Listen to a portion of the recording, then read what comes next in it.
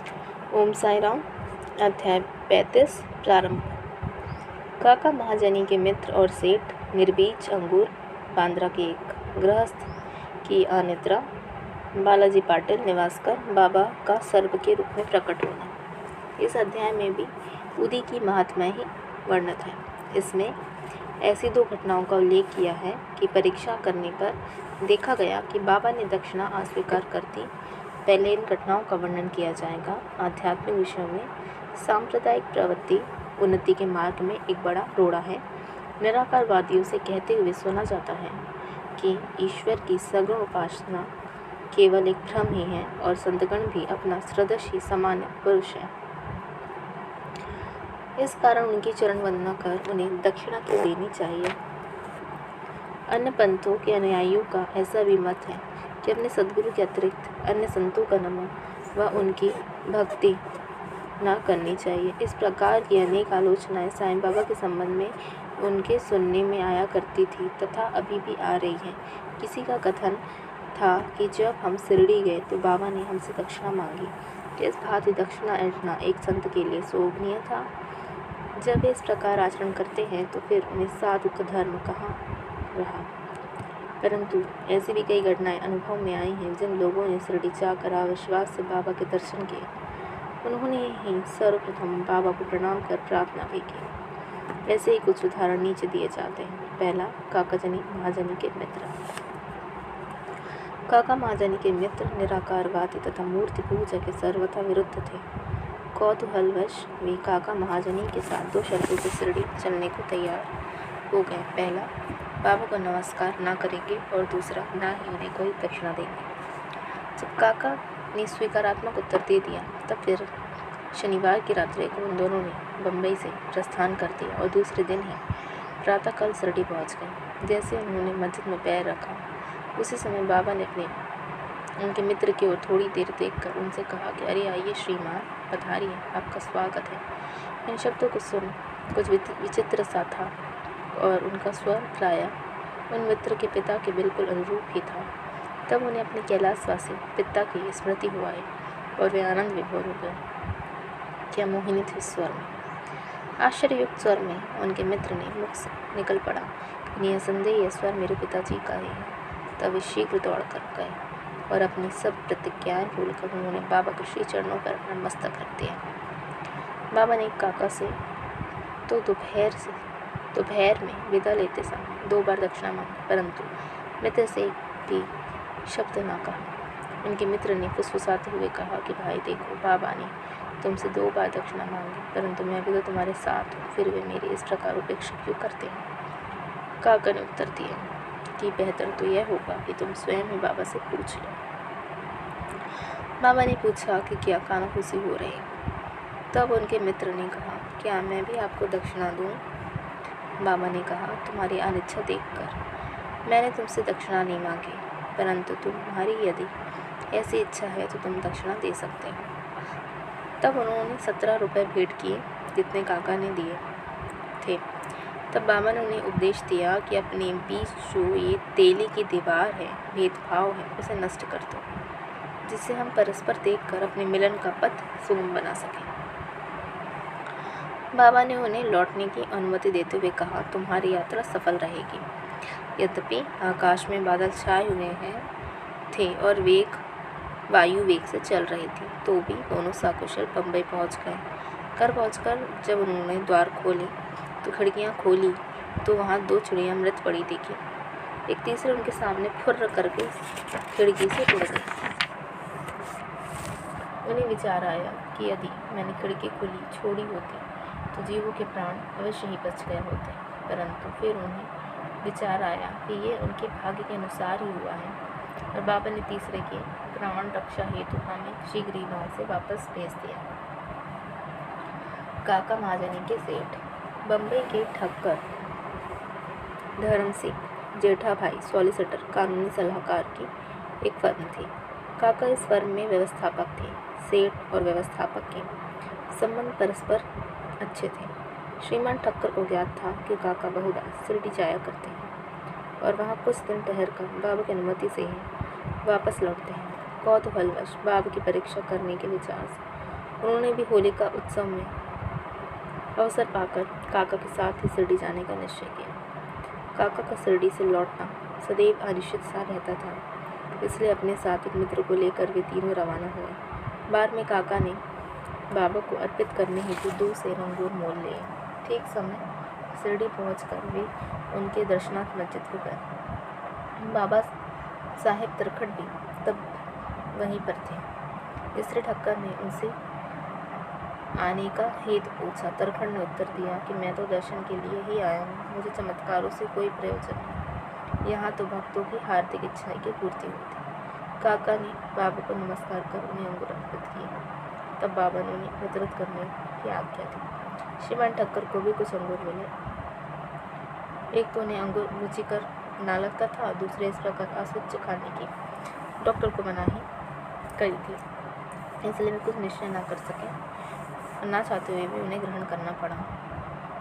फिर दिखावे मात्र के लिए उन्हें मुंह में डालने दिया। अब समझ में ना आता है कि उनके बीजों को क्या करें। मस्जिद की फर्श पर तो थूका नहीं जा सकता था, इसलिए उन्होंने निर्बीज जो बीज थे वे अपनी इच्छा के विरुद्ध अपनी खीसे में डाल लिए और सोचने लगे कि जब बाबा संत हैं और उन्हें इस बात तो उन्हें यह बात कैसे अवगत हो सकती है कि मुझे बीज वाले अंगूर नापसंद है। तब फिर क्या था, वे मुझे इसके लिए लाचार कर सकते हैं। जैसे ये विचार उनके मन में आया, बाबा ने कुछ और अंगूर दिए और उन्होंने खाया नहीं, अपने पास ही ले लिया। तब बाबा ने उन्हें खाने को कहा। उन्होंने आज्ञा का पालन किया और चबाने पर देखा कि वे सब निर्बीज हैं। चमत्कार करने की इच्छा रखते थे, इसलिए उन्हें चमत्कार देखने को मिल गया। उन्होंने सोचा कि बाबा समस्त विचारों को तुरंत जान लेते हैं और मेरी इच्छा के अनुसार उन्होंने बीज रहित कर दिया है। क्या अद्भुत शक्ति है इसमें। फिर शंका निवारणार्थ उन्होंने तरखंड से जो समीप पे बैठे हुए थे, जिन्हें भी थोड़े अंगूर मिले थे, पूछा कि किस किस्म के अंगूर तुम्हें मिले। उत्तर मिला, अच्छे बीजों वाले। श्रीमान ठक्कर को तब और भी आश्चर्य किया कि यदि बाबा वास्तव में संत हैं तो सर्वप्रथम अंगूर काका को दिए जाने चाहिए थे। इस विचार को जानकर बाबा ने कहा कि पुनः वितरण काका से आरंभ होना चाहिए। यह सब प्रमाण ही ठक्कर के लिए पर्याप्त था। फिर श्यामा ने बाबा से परिचय कराया कि आप ही काका के सेठ हैं। बाबा कहने लगे कि उनके सेठ कैसे हो सकते हैं, इनके सेठ तो बड़े विचित्र हैं। काका इस उत्तर से सहमत हो गए। अपना हट छोड़कर ठक्कर ने बाबा को प्रणाम किया और वाड़े को लौट आए। माध्याह्न की आरती समाप्त होने के उपरांत वे बाबा से प्रस्थान करने की अनुमति मांगी। उनके लिए मस्जिद में अनुमति प्राप्त करने के लिए मस्जिद में आए और श्यामा से उनकी सिफारिश की। तब बाबा इस प्रकार बोले, एक संकीर्ण मस्तिष्क वाला सभ्य पुरुष था जो स्वस्थ और धनी भी था। शारीरिक और मानसिक व्यथाओं से मुक्त होने पर भी वह स्वतः ही अनावश्यक चिंता में डूबा रहता और व्यर्थ ही यहाँ भटक कर अशांत बना रहता था। कभी वह स्थिर, कभी चिंतित रहता था। उसकी स्थिति देखकर मुझे दया आ गई और मैंने उससे कहा, कृपया अब आप अपना विश्वास एक इच्छित स्थान पर स्थिर कर लें। इस प्रकार व्यर्थ भटकने की कोई लाभ नहीं है। शीघ्र एक निर्दिष्ट स्थान चुन लो। इन शब्दों से ठक्कर की समझ में तुरंत ही आ गया कि वह सर्वथा मेरी ही कहानी है। उनकी इच्छा थी कि काका भी हमारे साथ ही लौटे। बाबा ने उनका ऐसा विचार जानकर काका को भी सेठ के साथ ही लौटने की अनुमति दे दी। किसी को विश्वास न था कि काका इतने शीघ्र शिरडी से प्रस्थान कर सकेंगे। इस प्रकार ठक्कर को बाबा द्वारा विचित्र विचार जानने का एक और प्रमाण मिल गया। तब बाबा ने काका से 15 रुपये दक्षिणा मांगी और कहने लगे, यदि मैं किसी से 1 रुपया दक्षिणा लेता हूँ तो उसे 10 गुना लौटाया करता हूँ। मैं किसी की कोई वस्तु बिना मूल्य नहीं लेता और ना ही प्रत्येक से मांगता हूँ। जिसकी ओर फकीर ईश्वर उंगली दिखाता है उससे ही मैं मांगता हूँ। जो गत जन्म करनी होता है उसकी दक्षिणा स्वीकार कर ली जाती है। दान ही देता है और भविष्य के लिए सुंदर बीज का बीजारोपण करता है। धन का उपयोग धर्मोपार्जन के निमित्त ही होना चाहिए। यदि धन व्यक्तिगत आवश्यकताओं के व्यय किया गया तो यह उसका दुरुपयोग है। यदि तुमने पूर्व जन्मों को में दान नहीं दिया है तो जन्म में पाने की आशा कैसे कर सकते हो। इसलिए यदि प्राप्ति की आशा रखते हो तो अभी दान करो। दक्षिणा देने से वैराग्य में वृद्धि होती है और वैराग्य प्राप्ति से भक्ति और ज्ञान बढ़ जाते हैं, 1, 2 और 10 गुना लो। इन शब्दों को सुनकर श्री ठक्कर ने भी अपना संकल्प भूलकर बाबा अंधर पर बैठ गए। उन्होंने सोचा कि अच्छा ही हुआ जो मैं शिरडी आ गया। यहाँ मेरी सब शंकाएं नष्ट हो गई और मुझे बहुत कुछ शिक्षा प्राप्त हुई। ऐसे विषयों में बाबा की कुशलता बड़ी अद्भुत थी। यद्यपि वे सब कुछ करते थे, फिर भी वे सबसे अलिप्त रहते थे। नमस्कार करने या न करने वाले दोनों ही उनके लिए समान थे। उन्होंने कभी किसी को अनादर नहीं किया। यदि भक्त उनका पूजन करते और उससे उन्हें कोई लाभ या कोई प्रसन्नता होती, तो यदि कोई उपेक्षा करता तो उन्हें कोई दुख नहीं होता। वे सुख और दुख की भावना से परे हो चुके थे। अन्यथा बांद्रा के एक महाशय कायस्थ प्रभु बहुत दिनों से नींद न आने के कारण आश्वस्त थे। जैसे वे सोने लगते, उनके स्वर्गवासी पिता स्वप्न में आकर उन्हें बुरी तरह गालियाँ देने लगते थे। जैसे निद्रा भंग हो जाता और वे रात्रि भर अशांति महसूस करते। हर रात्रि को ऐसा ही होता था जैसे किंग कर्तव्य मूड होगा। एक दिन बाबा के एक भक्त से उन्होंने इस विषय में परामर्श किया। उन्होंने कहा, मैं तो संकट मुझे सर्व पीड़ा निवारे ऊदी को ही इसकी रामबाण औषधि मानता हूँ, तो शीघ्र ही लाभदायक सिद्ध है। उन्होंने एक ऊदी की पुड़िया लेकर कहा, इसे शयन के पूर्व माथे पे लगाकर अपने सिराने रखो। फिर तो निर्विघ्न प्रकार निद्रा आने लगी। यह देखकर उन्हें महान आश्चर्य हुआ और आनंद हुआ। यह क्रम चालू रखकर भी श्री साईं बाबा का ध्यान करने लगे। बाजार से उनका चित्र लाकर उन्होंने अपने सिराने के पास लगाकर उनका नित्य पूजन करना प्रारंभ कर दिया। प्रत्येक गुरुवार को वे हार और नवेद अर्पण किया करने लगे। वे पूर्ण स्वस्थ हो गए और पहले के से सारे कष्टों को भूल चुके गए। बालाजी पाटन निवास में ये बाबा के परम भक्त थे। ये उनकी निष्काम सेवा किया करते थे। दिन में रात्रि जिन रास्तों से बाबा निकलते, उन्हें प्रातःकाल में उठकर झाड़ू लगाकर पूर्णतः स्वच्छ करते थे। उनके पश्चात ये कार्य बाबा के एक परम भक्त राधा कृष्ण माई किया। फिर अब्दुल ने बालाजी जब अपनी फसल काट कर लाते तो वे सब अनाज बाबा जी को भेंट किया करते थे। उसमें से जो कुछ बाबा लौटा देते, उसी में से अपने कुटुंब का भरण पोषण किया करती थी। यह क्रम अनेक वर्षों तक चला और उनकी मृत्यु के पश्चात उनके पुत्र ने इसे जारी रखा। ऊदी की शक्ति और महत्व। एक बार बालाजी के श्राद्ध दिवस पर वार्षिकी बरसी के अवसर पर कुछ व्यक्ति आमंत्रित किए गए। जितने लोगों के लिए भोजन तैयार किया गया, उससे द्विगुने लोग भोजन के समय एकत्रित हो गए। यह देखकर श्रीमती निवास का किंकृत विमूढ़ सी हो गई। उन्होंने सोचा है भोजन सबके लिए पर्याप्त न होगा और कहीं कम न पड़ जाए तो कुटुंब की भारी अपकीर्ति होगी।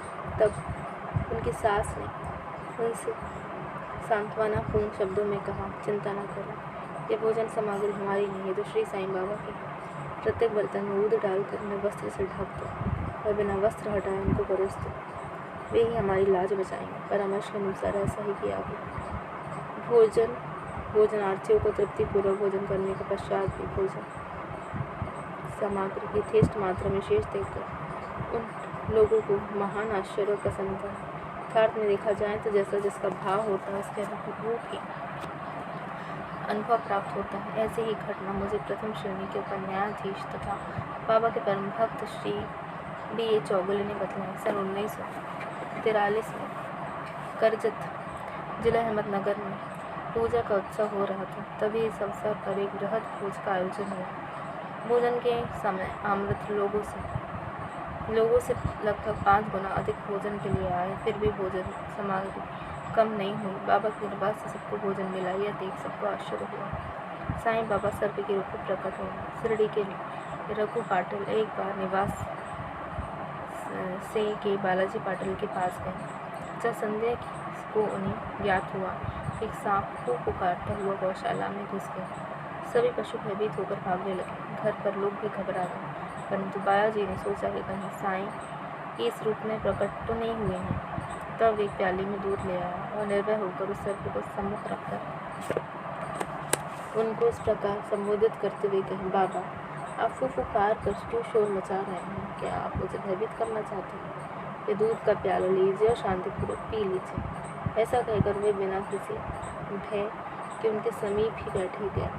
अन्य कुटुंबजन तो बहुत घबरा गए और उनकी समझ में ना आता था कि अब क्या करें। थोड़ी ही देर में सब अदृश्य हो गया और किसी को भी पता न चला कि वह कहाँ गया। गौशाला में सर्वत्र देखने पर भी वह उसका न तो चिन्ह दिखा और न ही कोई निशान। श्री सद्गुरु साईनाथार्पणमस्तु। शुभम भवतु। अध्याय 35 समाप्त। ओम साई राम। जय साई राम।